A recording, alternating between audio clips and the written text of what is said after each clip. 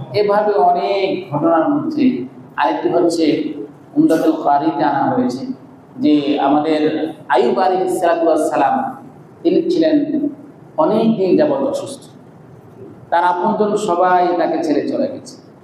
এখন দীর্ঘদিন অসুস্থতার পরে তার সমস্ত শরীর পোকায় যখন খেয়ে ফেলেছে, অসুস্থতার মাঝেও সে আল্লাহর প্রশংসা করেছে। সুবহানাল্লাহ। আজকে অসুস্থ হলো, কার প্রশংসা করতে হবে? সুস্থ অবস্থায় এই অসুস্থতার মাঝে তিনি আল্লাহর প্রশংসা করতেছেন, আল্লাহর গুণগান তিনি করতেছেন। এখন এক সময় এসে পোকাটার যখন জিহ্বার মধ্যে ধরে ফেলেছে, তখন তিনি আল্লাহ রাব্বুল আলামিনের কাছে বললেন, আল্লাহ, আমার এই জিহ্বা যদি পোকায় খেয়ে ফেলে আমি তো আপনার প্রশংসা করতে পারবো না। সুবহানাল্লাহ। তিনি বললেন, রব্বি আন্নী মাসানিয়াদ দুররু ওয়া আনতা আরহামুর রাহিমিন।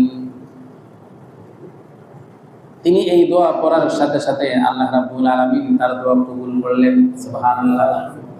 আল্লাহ বললেন, উরকুদ বিরিজলিক হাযা মুগতাসালুম বারিদু ওয়া শারাব। পানির একেবারে একটা ফোয়ারা হয়ে গেল এমন, এটাতে তিনি শেষ পর্যন্ত আল্লাহ তাকে সুস্থ করলেন। সুবহানাল্লাহ বলেন। এই আশুরার দিন এটা। আল্লাহ, আমরা যারা অসুস্থ আজকে আপনাদেরকে সুস্থ করে দেব। এভাবে ঘটনাগুলি বিভিন্ন বর্ণনা রয়েছে।